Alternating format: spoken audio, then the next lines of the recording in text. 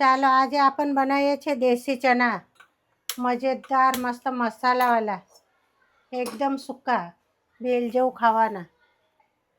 જો आपण 2 ચમચી જેટલું તેલ લઈ લઈએ. તેલને તપવા દેવાનું. આ જોઈએ આપણને છે ને ચપટી જીરું લઈ લઈએ. આ જીરું નાખી દીધું. એના પછી આપણે ડુંગળી નાખી દઈએ.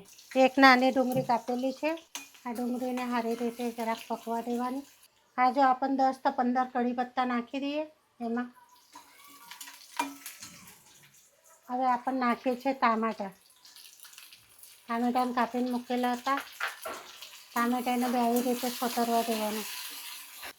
હવે આપણે ચપટી હિંગ નાખવાની,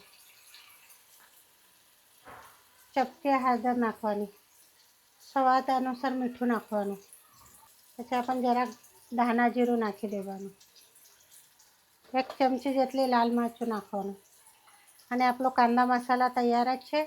આ કાંદા મસાલા નાખવાના. એને સારી રીતે સોતરી કાઢવાનું મસાલા. કાંદા મસાલા નહીં હોય તમારી પાસે તો ગરમ મસાલા નાખી દેવાનું. હવે આપણે છે ને એમાં ચણા નાખી દઈએ. આ ચણાને છે ને પહેલે છે ને અમે મીઠું નાખીને બાફી કાઢેલા હતા, એટલા લીધે ચણા આપણા આવી રીતે. હવે એમાં છે ને આપણે જરાક ધાણા નાખી દઈએ સમારેલા. આવી રીતે હલાવ કરવાનું.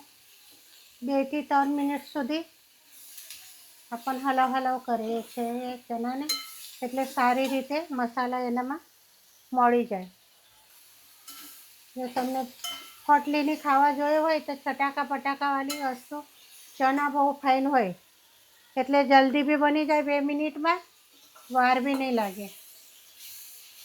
ચાલો આપણા ચણા બનીને તૈયાર છે. જો આપણને જરાક છે ને લીંબુ નાખવાનું. લીંબુ નાખીને બહુ જ ફાઇન લાગે. એટલે ચાલો આપણા મસાલા ચણા તૈયાર થઈ ગયા છે. એટલે તમને રેસીપી કેવી લાગી કમેન્ટ કરજો, શેર કરજો અને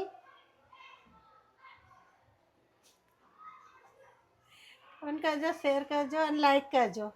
થેન્ક યુ.